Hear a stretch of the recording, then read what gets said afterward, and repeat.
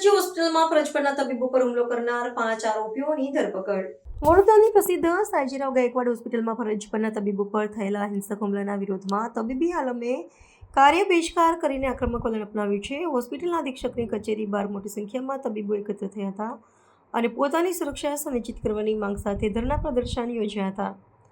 હડતાલને કારણે હોસ્પિટલની ઇમરજન્સી સેવાઓ સિવાયની કામગીરી પર વ્યાપક અસર જોવા મળી છે, જેને પગલે સમગ્ર મામલો હવે રાજ્ય સરકાર સુધી પહોંચ્યો છે. ઘટનાની ગંભીરતાને ધ્યાનમાં રાખીને વડોદરા જિલ્લા કલેક્ટર મધ્યસ્થી કરીને મામલો થાળે પાડવા માટેના પ્રયાસો હાથ ધર્યા છે. કલેક્ટરે તબીબો સાથેની બેઠક બાદ સ્પષ્ટપણે જણાવ્યું હતું કે જીવના જોખમે સેવા આપતા તબીબો પરના હુમલા સહેજ પણ ચલાવી લેવાય નહીં અને હોસ્પિટલના પ્રાંગણમાં તેઓ નિર્ભયપણે કાર્ય કરી શકે તેવું વાતાવરણ ઊભું કરતું વહીવટી તંત્રની પ્રાથમિકતા છે.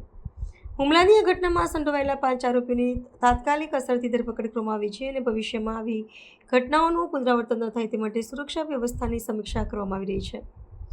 વહીવટીતંત્ર દ્વારા સમગ્ર વિવાદની તટસ્થ તપાસ માટે એક ઉચ્ચસ્તરીય સમિતિની રચના કરવામાં આવવાની જાહેરાત કરવામાં આવી છે. આ સમિતિ હોસ્પિટલની સુરક્ષા ખામીઓને હુમલાના કારણોની તપાસ કરીને ટૂંક સમયમાં પોતાનો અહેવાલ રજૂ કરશે. બીજી તરફ તબીબોએ માંગણી કરી છે કે હોસ્પિટલમાં કાયમી ધોરણે સશસ્ત્ર સુરક્ષા જવાનોની તૈનાતી કરવામાં આવે અને તબીબો સામે હિંસા આચરનારા તત્વો વિરુદ્ધ કડક કાયદાકીય પગલાં ભરવામાં આવે.